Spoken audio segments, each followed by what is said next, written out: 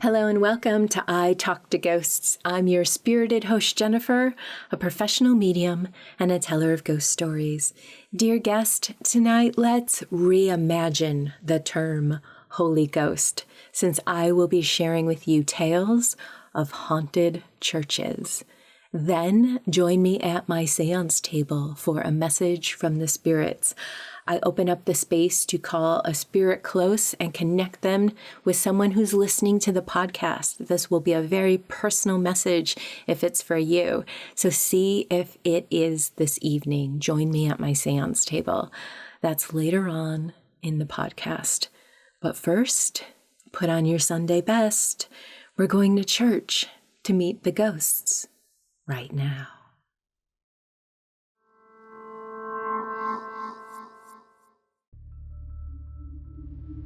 Years ago, one of my best friends took comfort in going to a small local chapel to pray on their own.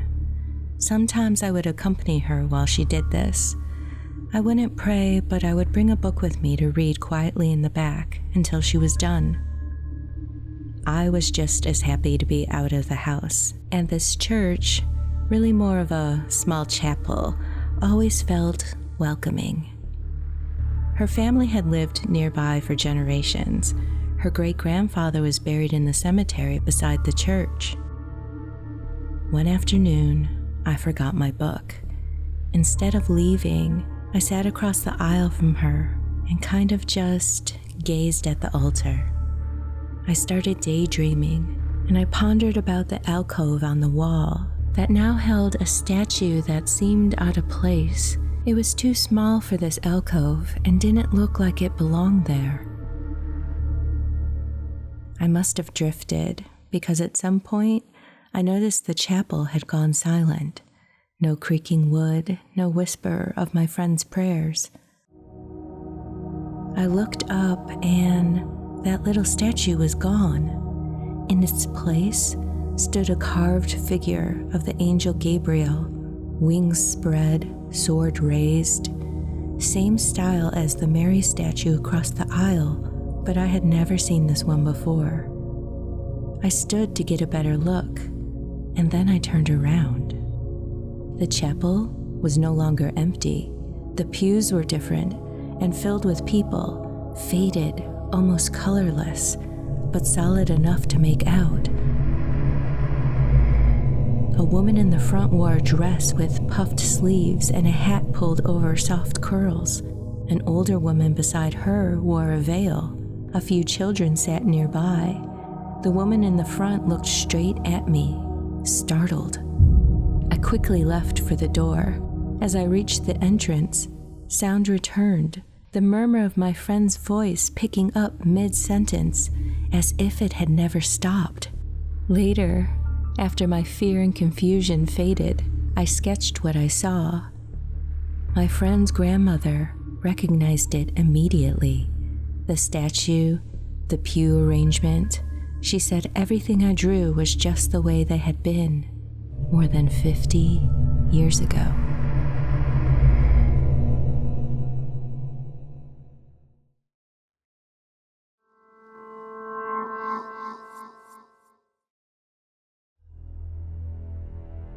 I've always loved scary stories. The spookier, the better. Halloween is my favorite holiday, and I love talking about ghosts. The weirder, the darker, the better. Even after what happened, I still find it all very interesting. I just hadn't expected it to happen to me. When I was 16, part of our high school had burned down. Surprisingly, that isn't the scary part of the story. Because of the fire, some of our classes were moved to the basement of a nearby church.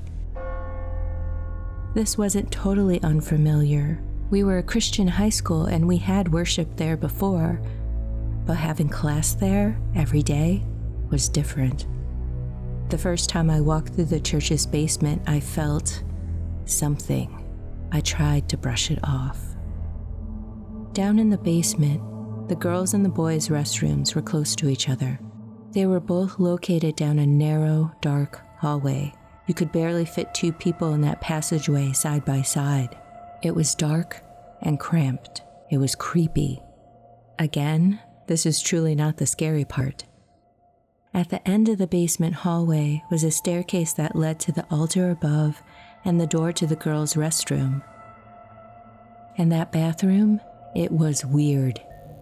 A half-completed bathroom with just shower curtains instead of stall doors, 3 sinks, mirrors, and these 3 makeshift stalls. I never went into this bathroom alone. The room felt too still, heavy, like someone was already in there, watching. One day, my friend and I went in before class. We were just chatting casually when we entered, and we heard someone in the middle stall. It sounded like crying. We figured someone was having a rough day, no reason to bother them or get into their business, so we kept talking quietly by the mirrors, checking our hair. Not soon after, another girl from a different class came in, looking for her friend. She started checking the stalls, and when she reached for the middle one, we both said, "Someone's in there," but it was too late. She had already opened the curtain, and no one was inside. I didn't ask questions. My heart felt tight, my eyes started to sting, and my whole body kicked into high alert. My friend looked at me, and I could tell she felt it too. We quickly left, didn't say a word, just ran. It felt like it happened in a blink, but somehow this stayed with me all day. I told another friend later, and she didn't really believe me until something happened to her in that same church basement bathroom.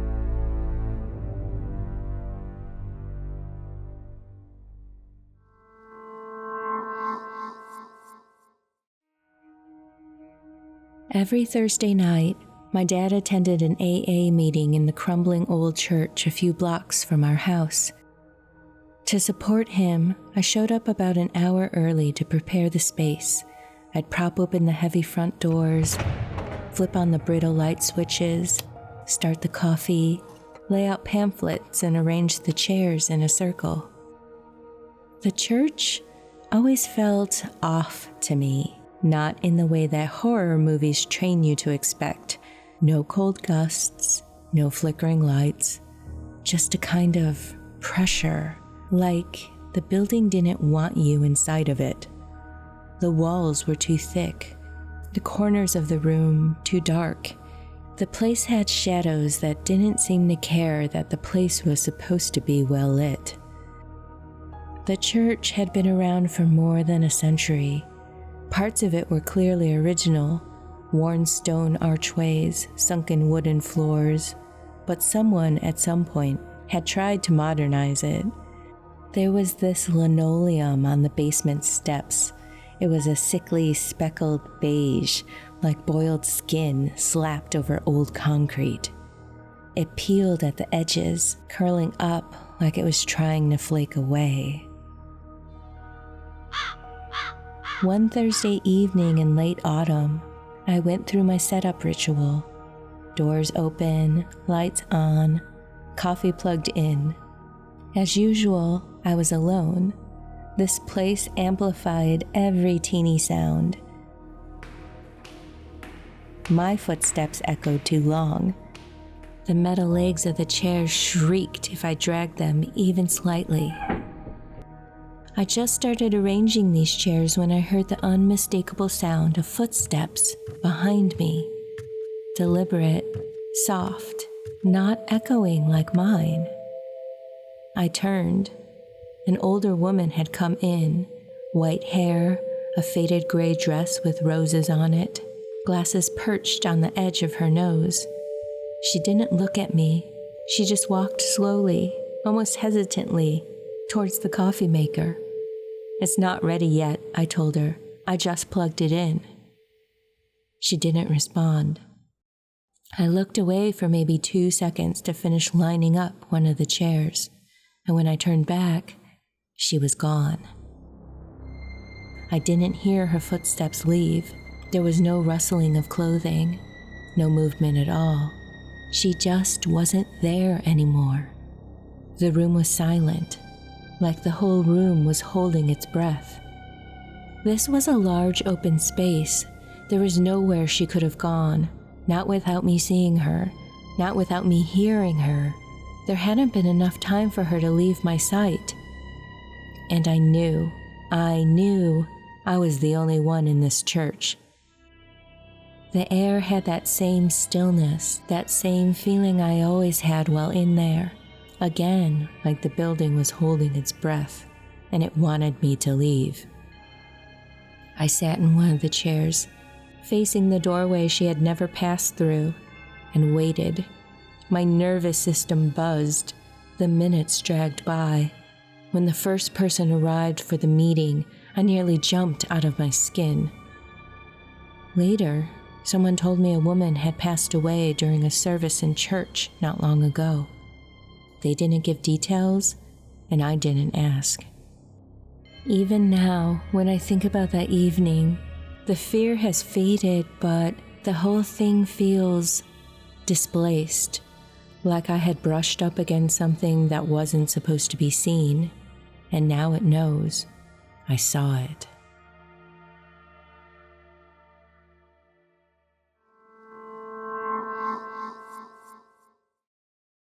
Hello and welcome back to I Talk to Ghosts. Tonight I have a message from the spirits, so thank you for joining me in the candlelight.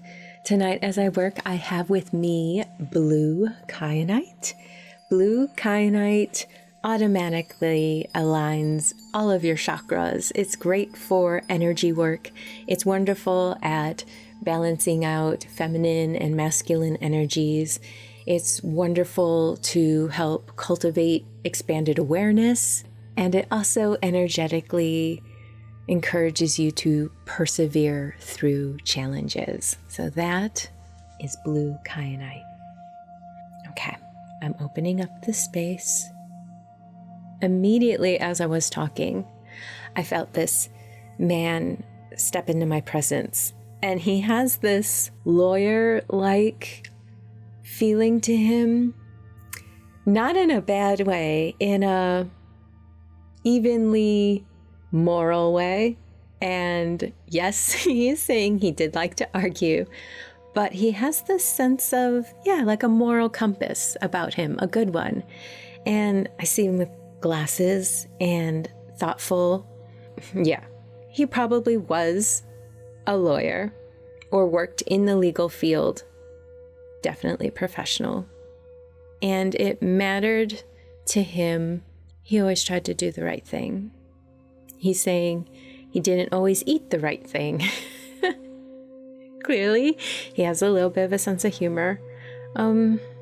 He's showing me kind of like a pale complexion. I wonder if he had, it feels like blood pressure or, and then later, diabetes.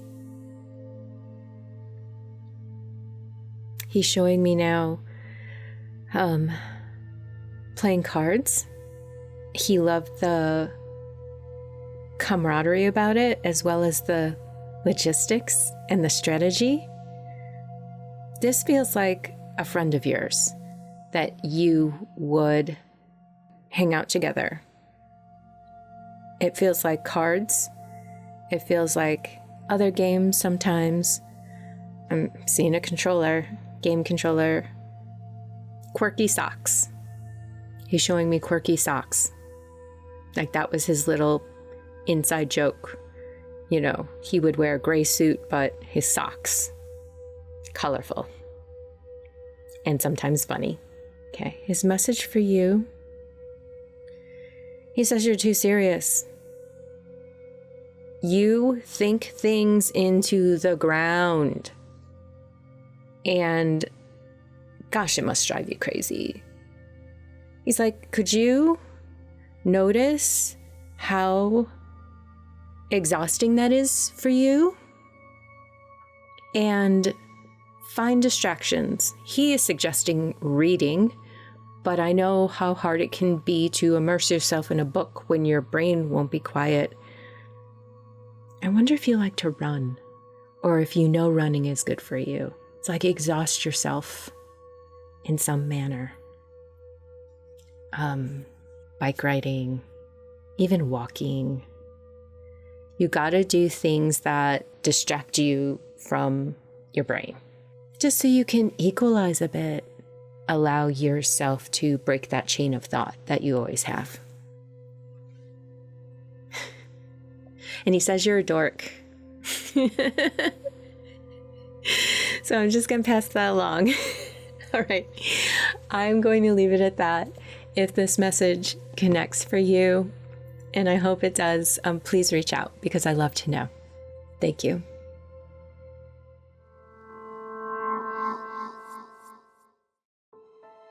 Are you enjoying the podcast? Please leave a kind review or share it with a friend. These small actions take only a few moments, but they immensely help support the podcast. Thank you for supporting my work and the podcast.